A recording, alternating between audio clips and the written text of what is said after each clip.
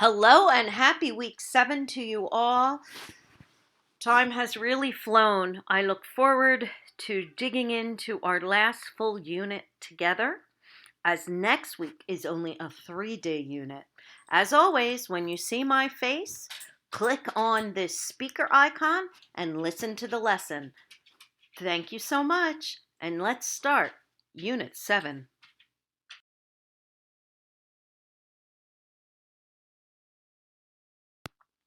Before we start, it is time to submit at the end of this week your completed SRAP poster or Cotton Climate Challenge slideshow with narration. I will give you feedback and then you will finish it without narration. SRAP teams will get a notice on how to submit the finished poster to the SRAP poster competition. Cotton Challenge teams will get instructions on when to present your challenge. At least one team member needs to be there at the expo to present for their team. You will be given a time on Monday the 27th or Tuesday the 28th to present. If the whole team can come, great, but if only one or two classmates can, that's fine too. I can't wait to see your visually engaging, research deep projects by the end of this week completed.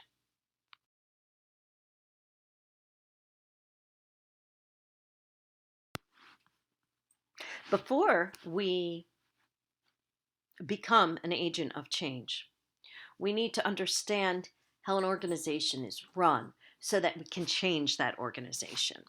And when we work in sustainability, it's really important to understand the governance of the company has to be different than the governance that has brought us to where we are today in history. So we have to really think about who is making the decisions, how they are made, who's in the room when they are made, what criteria is being used when they are made, where and when they are all happening.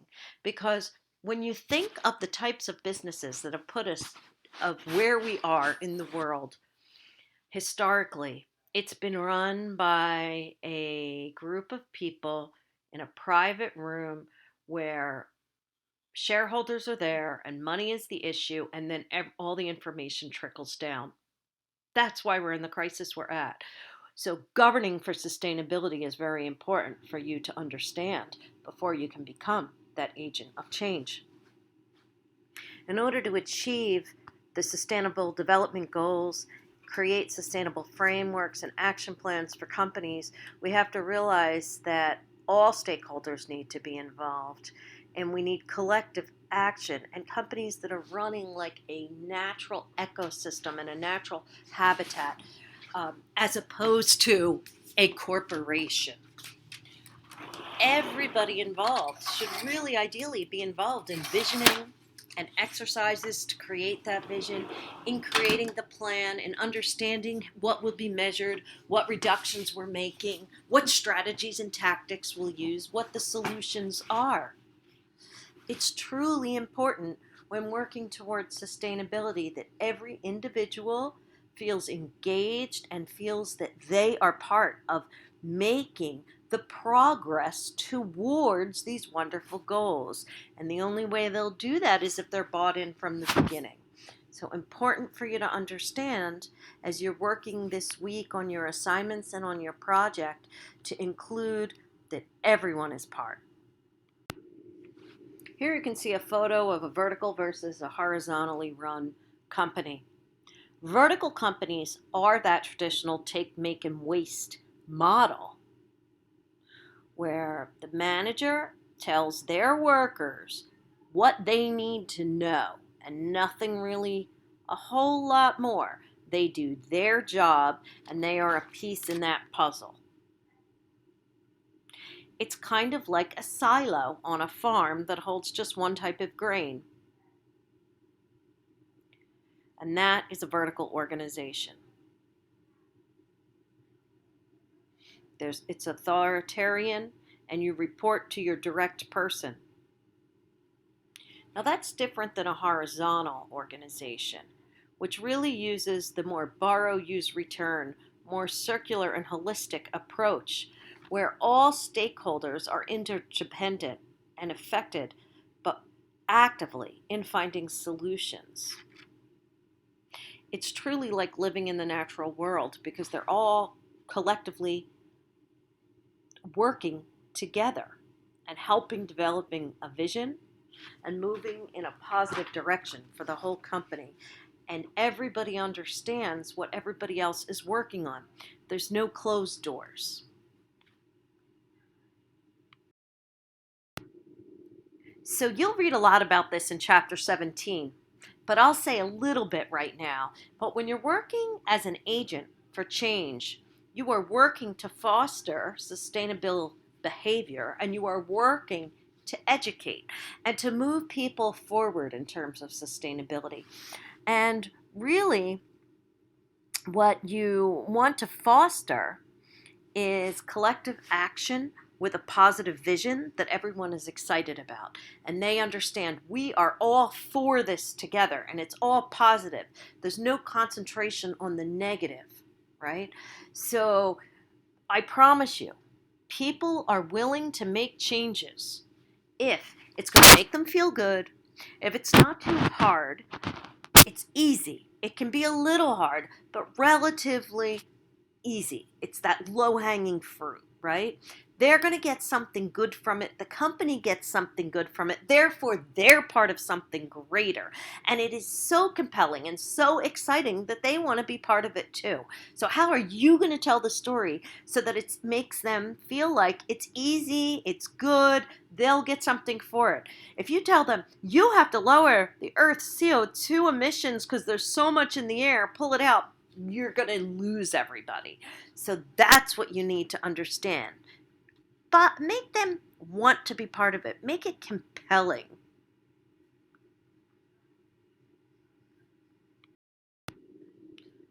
So people on sustainability teams work at all types of business other than fashion, of course, but they work for every type of business. And also they can work for local or state or national governments. They can work at schools like I do. I'm on the LAM College Sustainability Task Force. I'm the co-chair, and we are working to make the campus 100% renewable by 2040. So that's 5% a year, right? That we're working to lower our greenhouse gas emissions.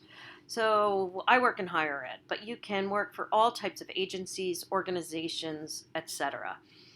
And the important thing to remember is with sustainability work, it's okay that you just go person to person and changing it and really get people excited and to change their behavior and spread what they know to other people. And that's how you do it. That's how you do it on that level 3. You're kind of working level 2 when you end up changing level 3. What you'll be doing in sustainability work and that you should incorporate into your project is, analyzing the situation, constantly doing that to ID what needs to be needed, creating that vision, making that plan, implementing with measuring, always monitoring and adapting so that you can reduce what you don't reduce, you offset. You already know that though. So do read all of chapter 17, but one thing that's really important, particularly in these final projects, is to make it visually exciting. Allow graphics, images, infographics, photos to tell your story, because visuals tell a story better than words and convey complex data really much quicker than a lot of text. So take a look at that page on the left of words. That's 1, 2, 3, 4, 5, 6 paragraphs of single space data. What's it about? Tell me. You don't know? Look at the picture on the right. You can tell right away that it's about putting green space in an urban development and that lots of green arrows are up. That's good. Bad things are going down. Also good. But that story, all of those words, probably there's about 400 words on that page, is a lot for you to digest this complex data of why it's good to have plenty of green space in a city, um, and open land. So always allow visuals to tell your story. If you are in the Cotton Project, you'll be able to use your own words from someone or all of you from your team to discuss it. On the poster, you can have little bits of text, but allow pictures too, please. Thank you.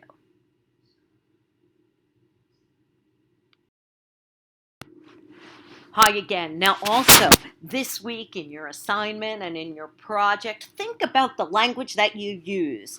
How are you going to tell the story and the urgency of the whys of sustainability? How did we get here? Where should we go? What's the problem that exists? How are you fixing it? That everybody will understand. Be inclusive. I always say, act like you're explaining it to your grandmom. Now, maybe your grandmom's a climate scientist, but if not, how would she understand it? Now, honestly, we need to talk to different people about climate change and our sustainability work in different ways, because people are different. So we have to cater our story for different audiences. But the one thing is that's really important to understand is the simpler it is, with less jargon, is the better. Always tried to include a fact or facts because that makes it accuracy, and people can always research more if they want to. Also, try to avoid words that are kind of just adjectives without any true meaning, like sustainable, like green, like responsible, like all natural. What does that mean?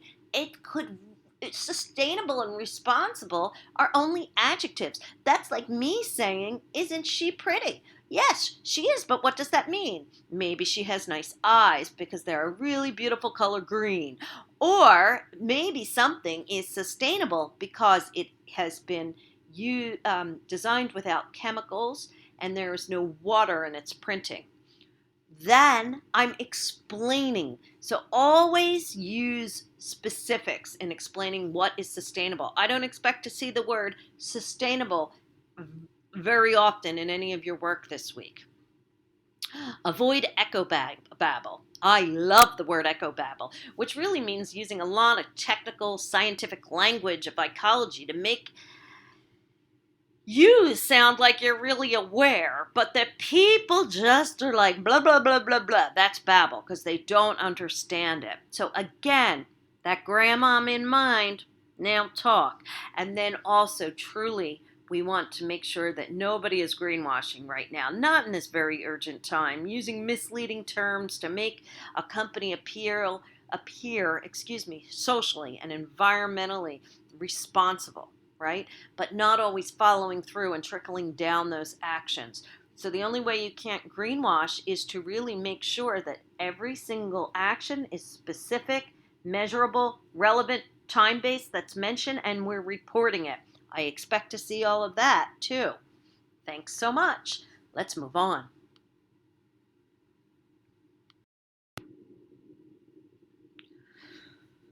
So when you're working for sustainable goals, we need to have small, medium, and big ones all happening at the same time.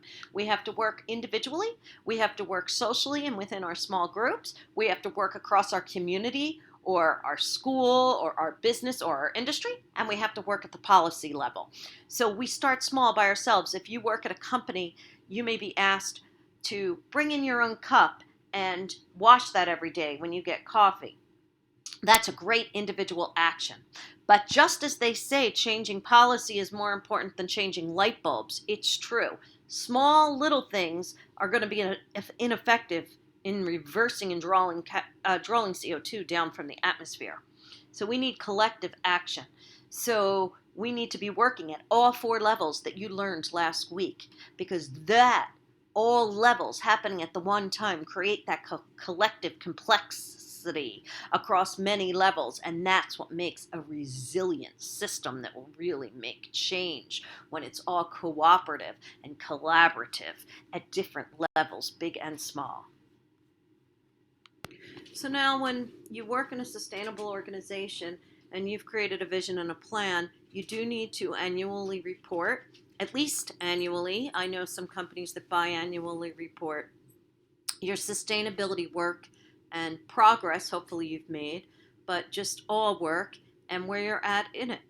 So this week you'll have to talk about an exciting way you would report sustainability progress and hear from my favorite sustainable blog in a newsletter from ed.net is their reporting handbook.